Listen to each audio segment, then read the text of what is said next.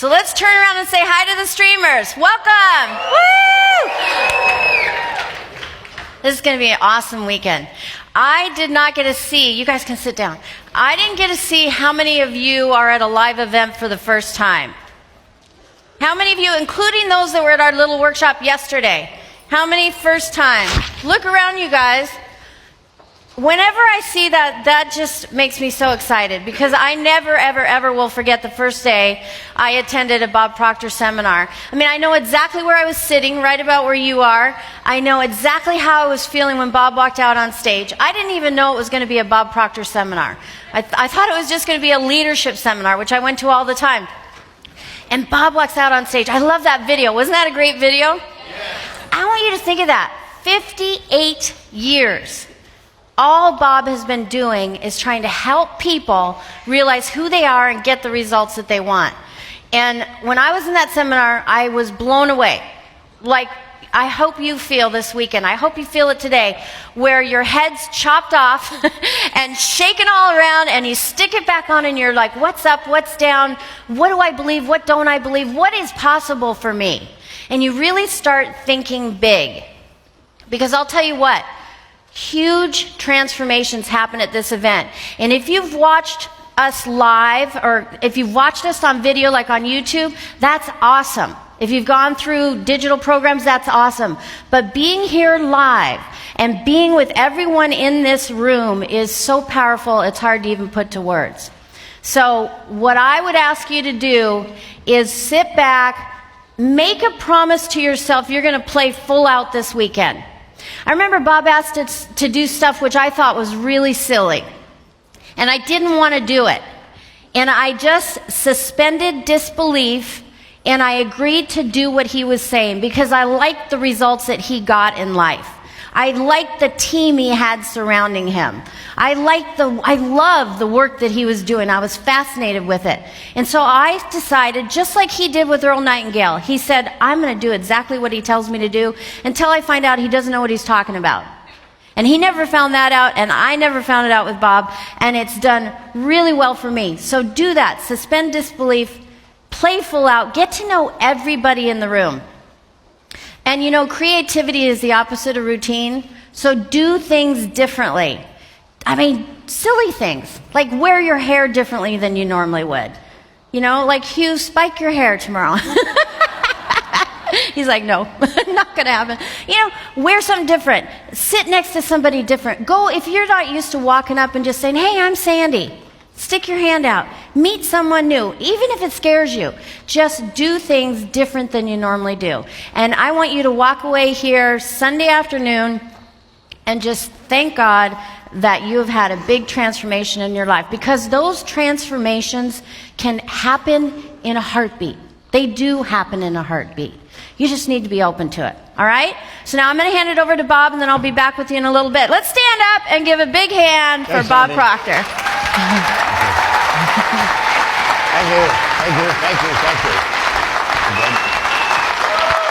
That's good. Thank you. The paradigm shift, as you'll see on the screen, is a resourceful environment where people from around the world collaborate, mastermind, and explore opportunities for developing financial independence by setting up multiple sources of income.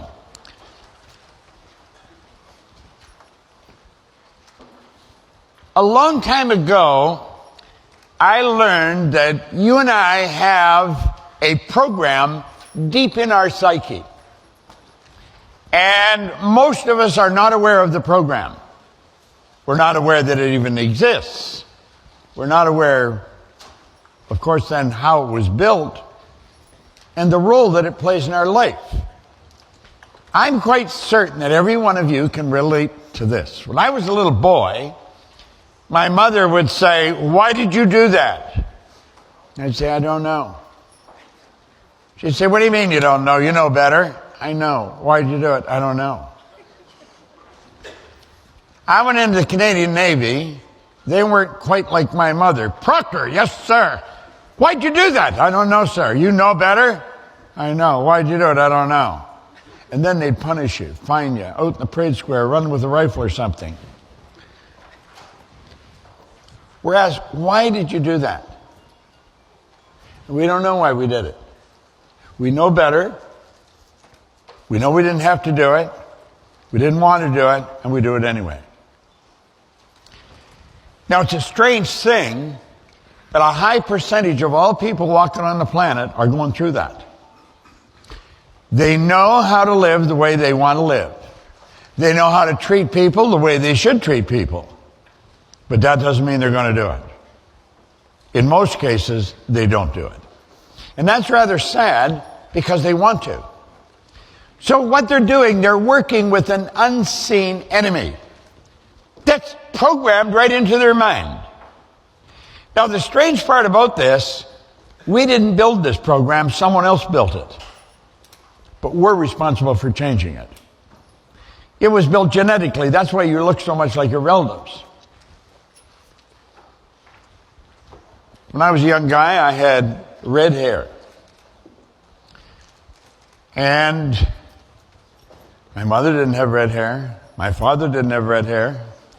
I have a brother and a sister. Neither one of them had red hair, which could lead to all kinds of speculation, couldn't it? However, my mother's father and all his brothers had red hair.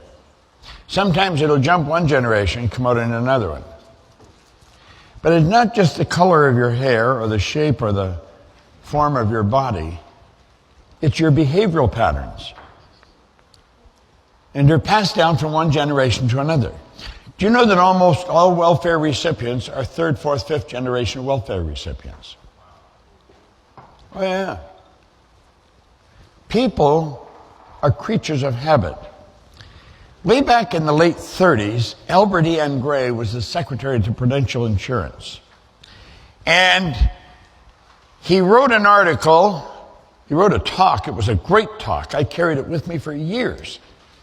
The common denominator of success. And he said the common denominator of success was in forming the habit of doing things failures don't like to do. Now think of that. The common denominator of success is forming the habit of doing things failures don't like to do. Well, you know, a young guy asked him one time why successful people stop doing the things. And he told them they learned how to do it, and they changed it. And that's really what this paradigm shift is all about. Let's think of what a paradigm is for a moment, because it's mighty important. A paradigm is a mental program that has almost exclusive control over our habitual behavior.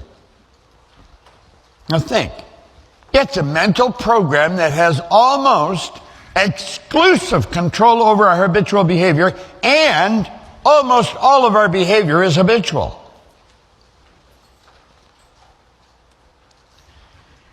I went along until I was 26, going in the wrong direction, picking up speed.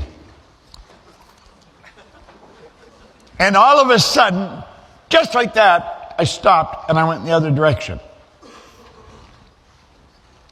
My income went from $4,000 a year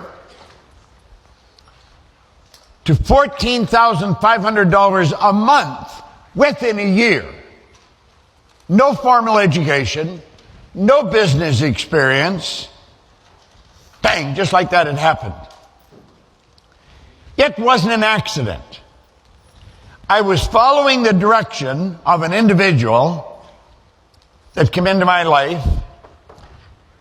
He gave me this book, Think and Grow Rich, and he said, if you'll read this every day, said the man that wrote it spent his entire life putting it together.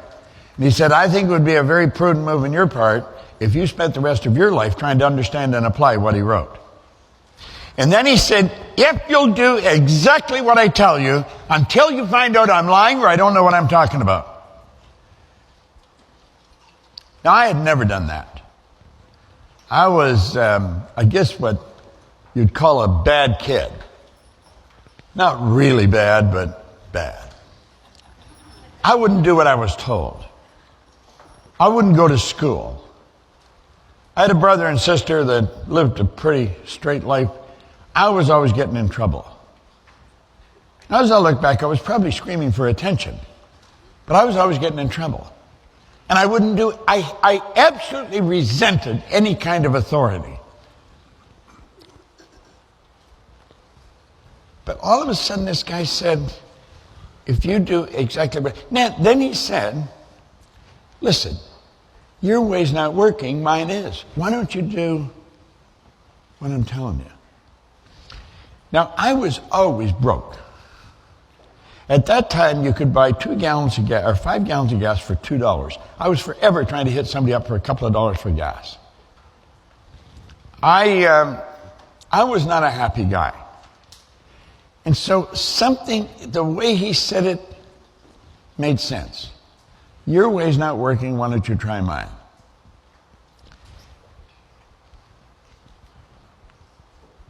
He said, you can have anything you want. I didn't believe that. How could I believe that? It was like Jack and the Beanstalk or the Tooth Fairy or something. I just couldn't buy it. But there was something, I guess, by the way he said it. I've thought about this so many times. Why did I buy into it? And I don't really know because I was looking back a long ways, but I guess maybe it was the way he said it. I once heard, when you hear the truth, you'll know it. The truth resonates with the essence of who you are. There's perfection within every one of us. And when you hear the truth, it resonates with that perfection within us. And that's probably what happened. So unconsciously, I had something in me telling me this guy knew what he was talking about. And so I started to do exactly what he said. I was mentioning last night at dinner that I formed a habit of doing that. And when I went to the next mentor, I had him for a mentor for quite a long time. And when I went to the next one, it wasn't that he was telling me so much. I observed what he was doing, and I would start doing what he was doing. I watched what he was reading, and I would start reading what he's reading. Now, I've had 6 or 7 actually, mentors in my life, and I've always done exactly what they told me. And you know, it's worked like unadulterated magic. Now, they didn't tell me what time to eat or what time to go to bed, but there were certain things they did tell me, and I would do exactly what they said. And everything in my life turned around.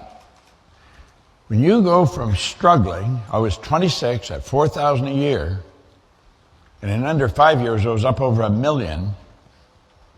I started cleaning offices to earn a couple of dollars, extra dollars. I ended up cleaning offices in Toronto, Montreal, Boston, Cleveland, Atlanta, London, England. Everything, and I had no idea what I was doing. Absolutely none. I was what you call an unconscious competent. Now, I found that most successful people are unconscious competents. They cannot articulate on why they're successful. They really don't know. And because they don't know, they've got something that's non-transferable. They can't give it to their own children. They can't give it to the staff if they have a company. Most highly successful people cannot articulate on why they're highly successful. They do not know. They don't understand paradigms. They really don't. And so it's non-transferable. Now, this shocked me. But I found in going into companies that some of the people at the top didn't know why they were at the top. Some of them didn't belong at the top anyway, but they, you know, that was the deal. And so one day I broke it all down and I went out and studied and I figured out how to put it together. And when I got the dots to connect, all I wanted to do was teach it to other people. I have learned one thing very, very well. You are not going to go very far on your own. If you don't have the help of other people, you're not going to go very far. Our company is doing extremely well, but we've got phenomenal staff. I wouldn't trade anybody that we've got in our company. We just a phenomenal group of people. Now, I learned something last night. All successful people have high energy. We'll talk about that a little later. I had high energy. And I could make things happen. Man, I was cutting a path and all kinds of business. But we never had any money. I'd earn millions and there would be no money.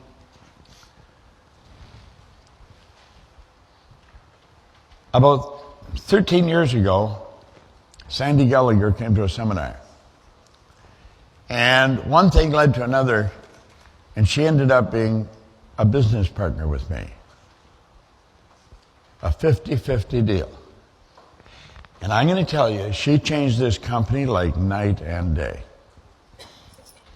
Now, I've always done very well. I've had business all over the world. I've got the confidence of some of the largest companies in the world that we work for. We've always done very well. But we never ended up with any money. And because we didn't have any money, we couldn't enjoy the growth that we should have enjoyed. That takes money. And when she came to the seminar, and then she became the partner, she said, "You got to do exactly what I say." Now, she's not very big. But I said, okay, I'll do it. And I'm going to tell you, there's times when it was very difficult to do. Very difficult. It wasn't easy at all. But I've done it. I've supported her 100%. And of course, it got easier because things got better. But we are enjoying tremendous success today, and because of that, we're reaching an awful lot more people. If you're sitting at home or sitting in your office watching this, it's because the company did change. And because it changed, we were able to now do what we're doing with streaming. We're into all kinds of countries all over the world. There's thousands of people that are not in this room, but they're going to enjoy the seminar just the same as if you were in this room. And I want to welcome you, and I want to thank you for tuning in to us. And you're going to end up thanking us because this is phenomenal information. Now, I've often mentioned I've got license to brag about all the ideas I use because none of them are mine. I did not originate this information. I was just a very curious guy. And I've never lost my curiosity. I've never stopped studying. I love studying. And we're all the beneficiary of that.